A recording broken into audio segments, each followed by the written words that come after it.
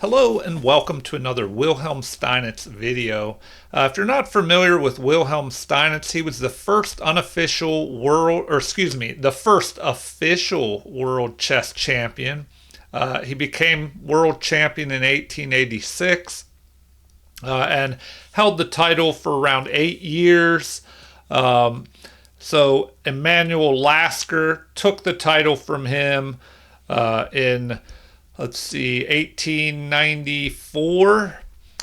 So Wilhelm Steinitz was known to be a attacking player earlier in his career, and so this game is from the earlier part of his career in 1866. Of course, he wouldn't become world champion until 20 years later.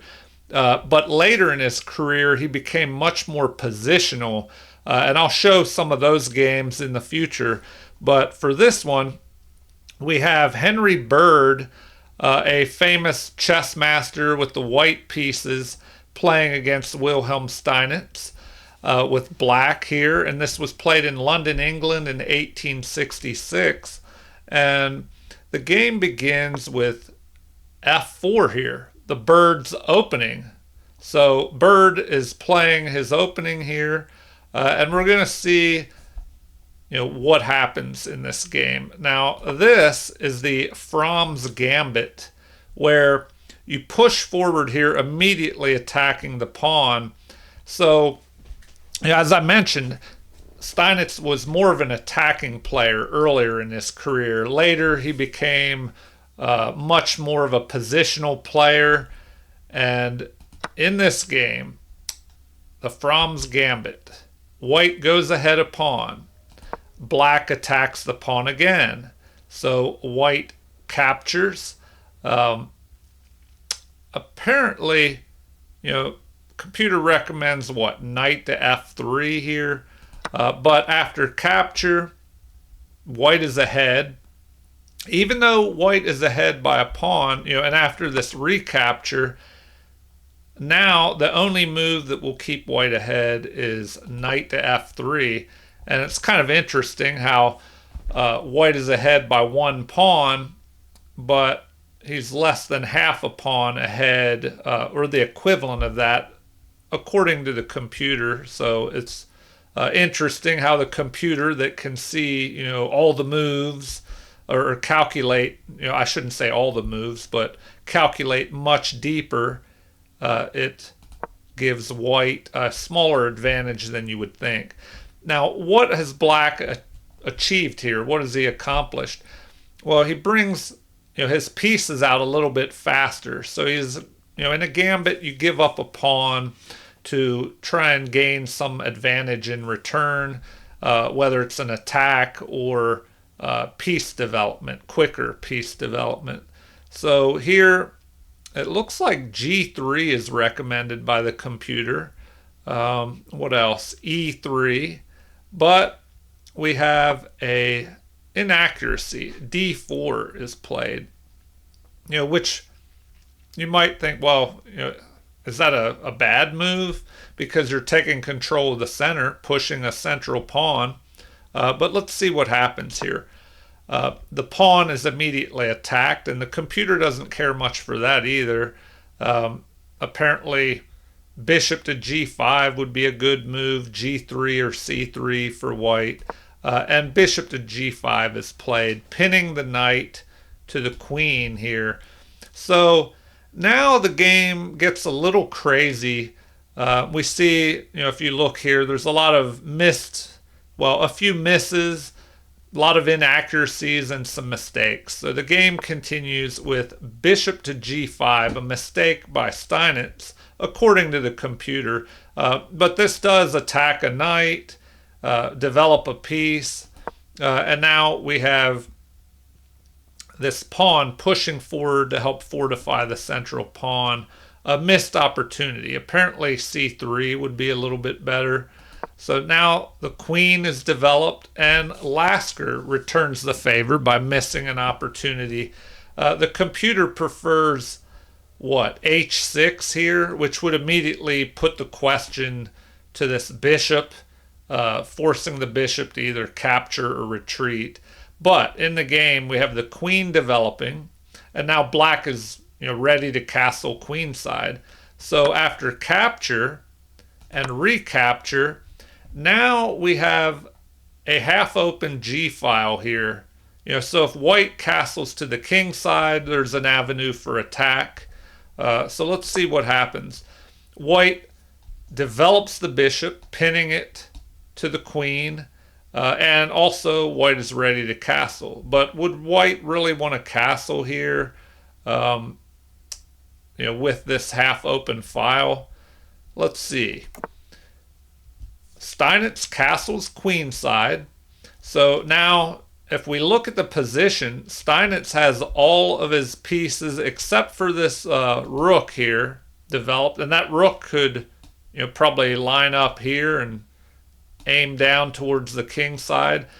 But Bird hasn't developed either rook. The king is stuck in the center. Well, not stuck, but still in the center. The knight, the queen. So he's behind in development, and it's starting to get dangerous here.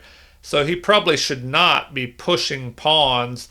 He probably needs to develop, and the computer actually prefers bringing the queen up to d3 apparently, and that would have kept an edge for white. But now black is about to go ahead here.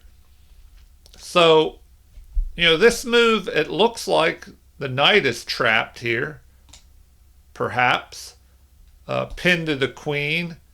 Pawn is attacking, and generally you want to do that. You pin a piece and then add another attacker. Try to pin it and then win it. Now, this pawn could push and counterattack the bishop. But what does Steinitz do here? Steinitz moves the queen, threatening a counterattack, capturing this pawn with check. So now we have capture. And what would have happened if the pawn had captured? So if we have that move, well, now black would really almost be winning here after capture. Queen to e2 blocking. But then you have this check, and once the king moves, you can pick off this rook over here. So if we go back, what if the bishop retreated with bishop to e2? Well, now you have options. Apparently you can capture here. What's another option? Bishop takes h2. Bishop to g3 check. So, I don't know, it's looking pretty dangerous here. If we look at this best move, how could that play out? Well, now queen attacks here. I guess here. But either way, you see that the queen is under attack. So if we go back, this is a problem. So what else could be played? Yeah, I guess bishop to g3 check, and then you go after the queen. But this would lead to a winning game for Steinitz here. So let's go back and see what actually happened in the game. We had this capture, and even with this capture, it looks like Bird is in serious trouble. So the game continues with capture with check. Queen blocks. But now we have this attack. Queen blocks. And a brilliant move here by Steinitz. He places his rook where it can be captured by the bishop. And so, of course, that's what is played, and that's best. But we're already leading into a mate in 7 here. So after capture, king is in check. And the king must run here because the queen was pinned to the king. The king is in check. So we have another check. The king drops back, but now that allows capture, recapture, and a great move here by Steinitz. So what does this do? Well, of course it threatens a mate in one right here. But no matter what, there are multiple ways to get a mate in two. So what do you think would happen here? Take a look at this. And also remember that there's this open file here leading right down to the king.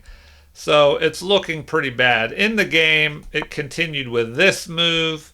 The king is running, and then the rook checks, and that's where Bird resigned here. How could the game play out? Well, the king is in check. If the king goes back to f2 here, well, then the queen would deliver that mate in one. So if the king runs up here to h3, well, then the rook would be trapping the king on this h file, and then you could have queen to h6, delivering the mate. So that is one way the game could have gone. If we go back, let's see, what else could white have done here? Queen to d2, but that leads to this. Queen captures with check.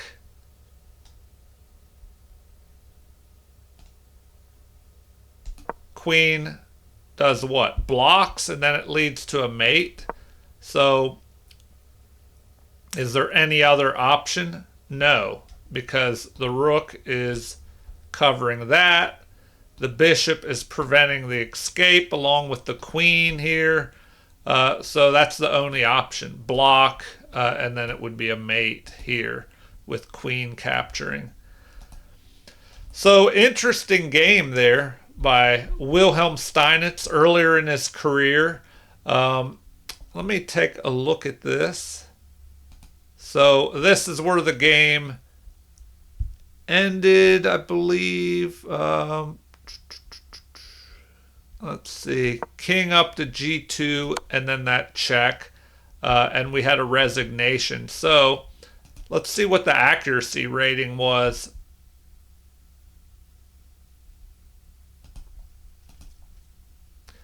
Looks like 90.7% accuracy for Steinitz, 67.4% for Bird.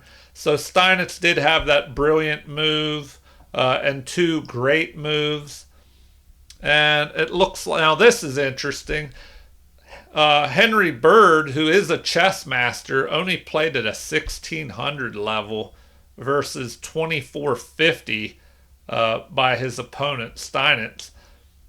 Now, I don't know what happened. Did he have a bad day? Was he thrown off and surprised by this Fromm's gambit and just fell apart?